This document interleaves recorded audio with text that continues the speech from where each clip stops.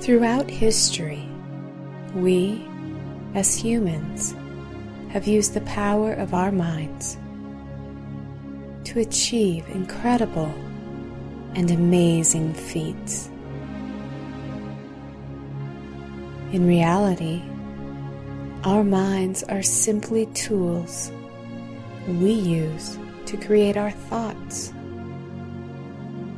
And the quality of our thoughts determines the quality of our experiences. A simple shift in perception will quickly and easily improve how you feel and what you believe is possible, helping you to achieve all of your personal goals, even those that previously seemed unattainable.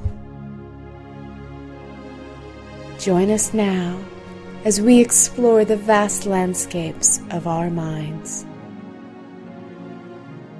This is Mind Over Matter.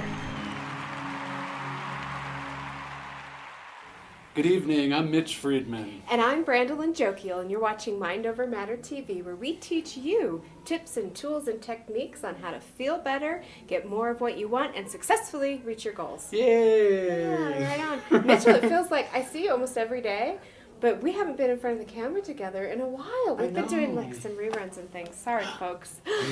We said it out loud. Yes, oh, no. we did. I think they probably figured it out if they watched the show often enough. That's right.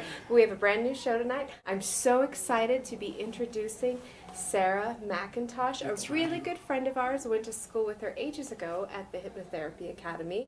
And now Sara is doing some fabulous work in Chicago.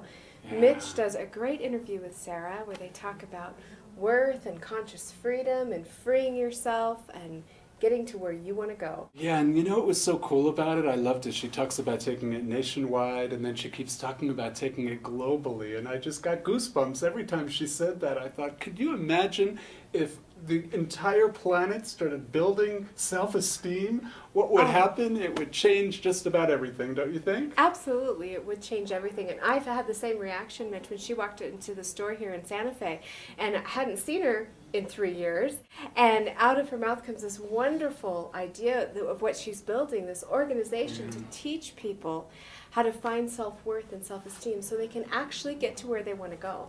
Yeah, pretty cool. And you were in her class, weren't you? You guys we were classmates together, yeah. Cool. Yeah, it was great. It was really fun when I walked into the store and there she was. You know, it was pretty cool. It was like a little reunion, so. It's true. There's been a lot of people walking into the store from previous classes. So we've been kind of seeing a lot of people from the past, and it's been really fun. It's springtime. Everybody's out traveling, having a good time. And it's really springtime here in Santa Fe today. It's a beautiful day, isn't it? Beautiful. Y'all should come up onto the plaza and see us. We'd love to sit and chat. We moved out the big red comfy couch, but we managed to salvage a little sitting place. That's right. So come on up, say hi to us. We'd love to talk to you about anything under the sun. That's right. With that being said, let's get to the interview with Mitch and Sara. Good evening, I'm Mitch Friedman, and welcome to Mind Over Matter TV. And we're here tonight with a really, really good friend of mine. I'm real excited about this interview. We're here with Sara McIntosh, who's a clinical hypnotherapist and visionary. So welcome to the show, Sara. Thank you, Mitch. I'm glad to be here. Yeah, I'm so excited. I was so excited when you came into the store the other day, and I'm so glad this worked out before you had to go back to Chicago. Right. Yeah, where you're from. Yes. And, you know, to get started, I just want you to read, because I was so impressed when I read your mission statement and what you're about to, this is quite a project you're about to launch here. So I'm going to go ahead and read the mission statement, because it just doesn't get any better than this for an explanation about why we're here today. Great. So the mission statement is helping people of the world realize that a strong sense of self-worth is fundamentally important for creating a life that is healthy, happy, satisfying, and productive. I love that. Empowering people to reach for their wildest dreams and highest aspirations. Inspiring people to believe in themselves and their capacity to create experiences that exercise their full potential with integrity. I love that part. That's important, the integrity part. Also achieve their goals and ambitions with self-confidence and self-respect. boy, the world is going to be a better place. I get tingles just hearing you read it. I know, pretty exciting. So how do you describe the mission that you're beginning to launch and the services that are available? Well, we're actually not going to be providing services, which is kind of exciting for me because I'm not looking to go out and find clients who want to raise their self-worth. I'm in the effort to raise the self-worth of the people of this world so that they want all of the goodies that provides for them. And so what we're going to be doing is educating a lot. Oh, excellent. Yeah. So how are you going to be doing that? But we want to create basically a movement around understanding how important this issue is for a human being.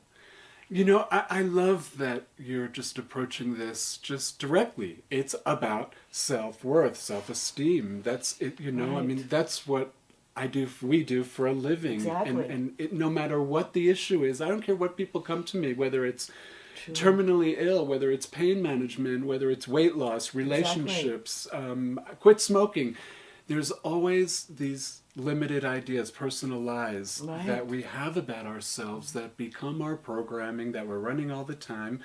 And it's all those thoughts like, I'm unlovable and I'm not good enough Right. and I'm stupid. There's something And wrong with me. There's something Right. wrong with me. Yeah. And guess what? That's all about self-esteem, isn't it? Exactly. And it's an epidemic in our culture. And it's not so important to me right now how that occurred, because I don't think we need to investigate that and create all kinds of scientific experiments like most, people want to do. I think we just have to say, you know what, this is real. And we are Right. suffering from this in our culture. You know, Sarah, I love that you brought that up, that it's not about people digging, for that. Where did it come from? What was the event? How did I come up with this? Why am I thinking this? It's really Right. not about that, because the bottom line is, as a young person, which is where we've decided and accepted a lot of these ideas about ourselves, is when we were young, usually before 10 years old. Right. Whatever we decided was the perfect thing for that little kid to decide to survive. It's all about survival with the subconscious mind when you're that young. So get over the guilt Right, about it and right. don't worry about where it came from. It was the perfect thing for you to move forward and get on with your life. Only it's not working for us, some of us Exactly. right now anymore, Yes. is it? Yes, when we get to a certain age, we want to have that motivation and that ambition to move forward on our goals and our projects, but we keep coming up and bumping up against this kind of boulder in the road. And it's about, I don't believe in myself enough to really do this. And I don't even think people realize what that boulder is. And that's what our organization is hoping to achieve, is just to raise awareness that this is why it's so difficult for you to sustain a behavior change, to sustain a program that you know will benefit you, but you just keep dropping, just kind of dropping the ball on it. I know, I'm getting like all teary-eyed talking about this because it's so big. I mean, it really is global, and it really just runs people's lives, and it just controls every aspect of our life, It's our point of attraction. Those thoughts are our point of attraction. Exactly. Everything that's coming to us, everything we're attracted to, is by virtue of that thought or that idea or the feeling that's attached to that, Right. and it runs so deep. I have a lot of people in my life that are self-employed. They run their own businesses, massage, hypnotherapists all over the place. I used to train hypnotherapists, so I used to send people out there in the world Right. trying to teach them how to market themselves and how to go out there and Right. do this work that they were so excited about doing. Right. And then, just like you say, they would come up against these blocks about, why aren't I getting clients? Why can't I get my business off the ground? So I know it hits self-employed, and I'm sure it hits people that are employed by companies, corporations, and it's big.